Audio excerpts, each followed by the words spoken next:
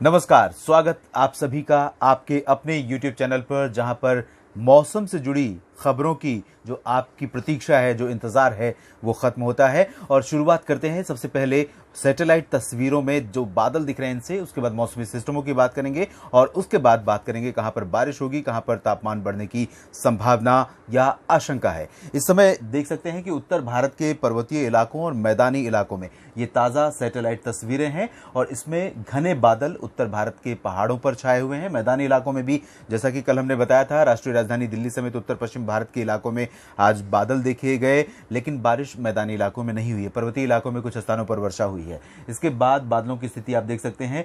ओडिशा के दक्षिणी तटीय इलाकों में और उत्तरी तटीय आंध्र प्रदेश के क्षेत्रों पर बादल हैं।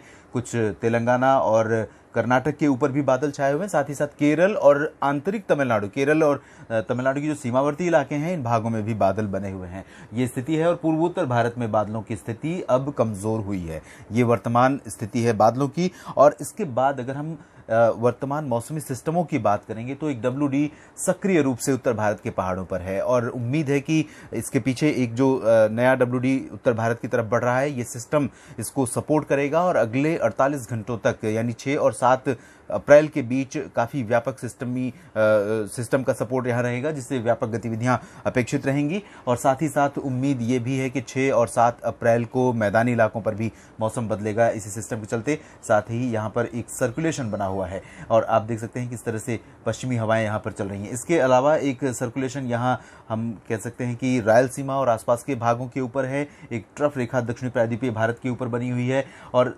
यहाँ ओडिशा और इससे सटे झारखंड के भागों के करीब भी सर्कुलेशन दिखाई दे रहा है, जिसकी वजह से हवाओं का रुख परिवर्तित हो रहा है पूर्वी भारत और इससे सटे मध्य भारत के कुछ इलाकों में। तो ये मौसमी सिस्टमों की स्थितियां हैं।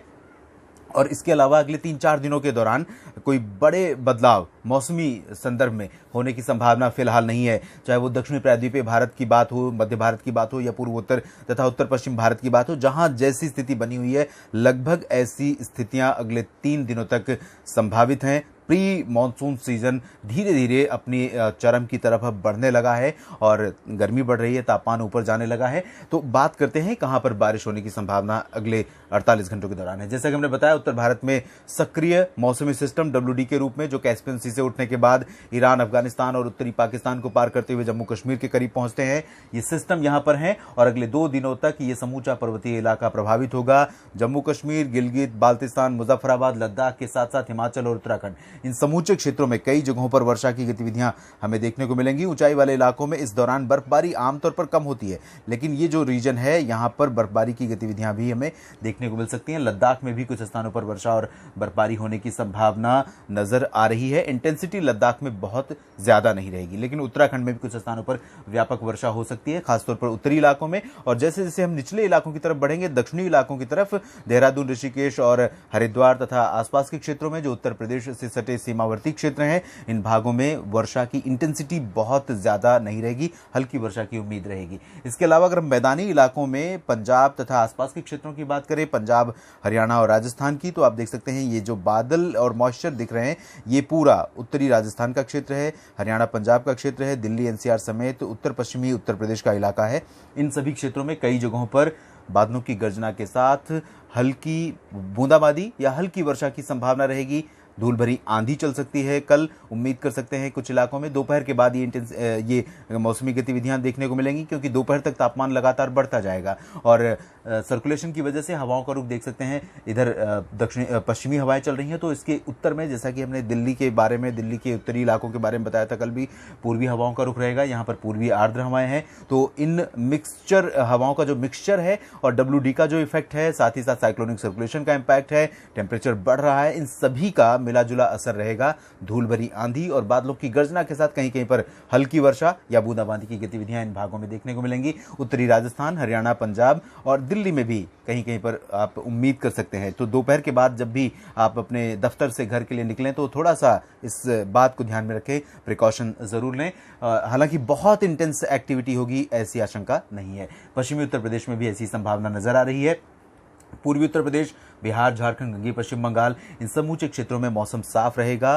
तापमान बढ़ा हुआ है, उमस भी बढ़ेगी क्योंकि हवाओं का जो रुख है अभी पूर्वी हो रहा है, थोड़ा सा आर्द्रता इन भागों में पहुंच रही है। बहुत ड्राई वेदर नहीं होगा, लेकिन टेम्परेचर ज़्यादा है और धूप अच्छी रहेगी, जिसकी वजह से गर्मी का काफ़ी अच्छा यहाँ पर प्रकोप या प्रभाव देखने को मिलेगा। पूर्वोत्तर राज्यों में बारिश बंद हो गई है, तापमान यहाँ पर भी बढ़ने की संभावना अगले 2-3 दिनों के दौरान है। अब फिलहाल 2-3 दिनों के दौरान यहाँ पर बारिश के आसार नहीं है।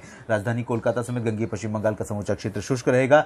मध्य भारत की तरफ चले तो ओडिशा में भी जहां पर बारिश कुछ इलाकों में देखने को मिली थी, तटीय दक्षिणी इलाकों में, अब मौसम साफ हो गया है और यहां पर ओडिशा से लेकर छत्तीसगढ़ और गुजरात, महाराष्ट्र, मध्य प्रदेश, इन समूचे क्षेत्रों में मौसम अगले 2-3 दिनों के दौरान मुख्यतः साफ और शुष्क बना रहेगा।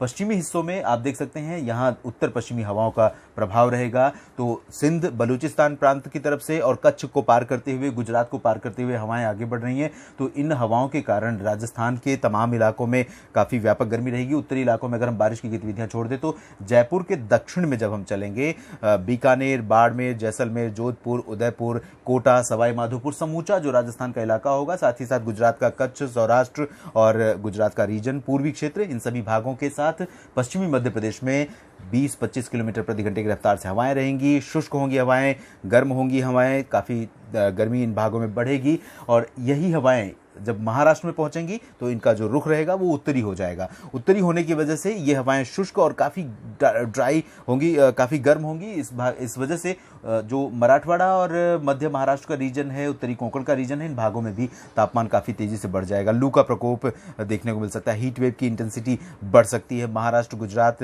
मध्य प्रदेश के कुछ इलाकों और राजस्थान के कुछ क्षेत्रों में। और दक्षिण की तरफ अगर हम चले तो गोवा से लेकर, मतलब हम बात कर सकते हैं उत्तरी कोंकण, दक्षिणी कोंकण गोवा से लेकर दक्षिणी प्रायद्वीपीय भारत की, इसमें कर्नाटक में मौसम शुष्क रहेगा, तेलंगाना, आंध्र प्रदेश, तमिलनाडु, सभी जगहों पर मौसम शुष्क रहेगा। लेकिन केरल में बारिश हो रही है कुछ स्थानों पर और ये बारिश की इंटेंसिटी यहाँ पर बहुत ज़्यादा नहीं होगी, लेकिन हल्की वर्षा की उम्मीद कर सकते हैं। हल्की वर्षा यहाँ पर देखने को हमें मिल सकती है और हल्की वर्षा कह सकते हैं कि कुछ स्थानों पर संभावित रहेगी यहाँ पर केरल में। और केरल से सटे सटे जो सीमावर्ती तमिलनाडु के क्षेत्र हैं, ये वाले जो इलाके हैं, इन भागों में तमिलनाडु में भी कहीं कहीं पर गरज के साथ हल्की वर्षा हो सकती है।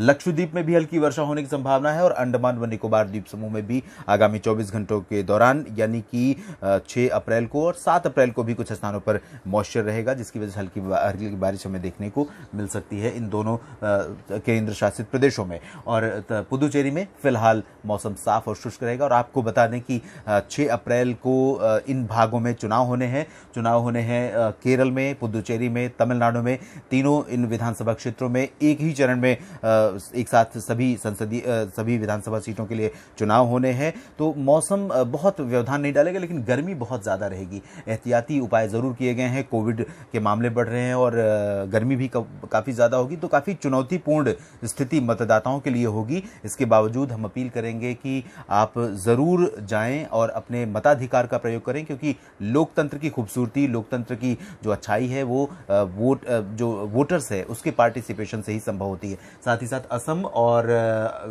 पश्चिम बंगाल के भी जो कुछ इलाके हैं उनमें चुनाव होने हैं, एक चरण जो यहाँ कई फेज़ों में चुनाव होने हैं, तो यहाँ पर भी कुछ विधानसभा सीटों के लिए चुनाव होने हैं। यहाँ पर भी आप सतर्क रहिए, मौसम से बचाव करिए और कोविड प्रोटोकॉल का पालन करते हुए अपने मताधिकार का प्रयोग करने के लिए अपने मतदान केंद्र पर जरूर पहुंचिए और इस लोकतंत्र के पर्व को भी अच्छा बनाइए। तो मौसम की स्थिति के बीच मौसम की स्थितियां कह सकते हैं कि देश भर में कुछ इस तरह से रहने की संभावना है। आगे किस तरह से बदलेगा मौसम चाल अपनी, हम रखेंगे उस पर नजर और आपको लगातार करते रहेंगे सतर्क। धन्यवाद।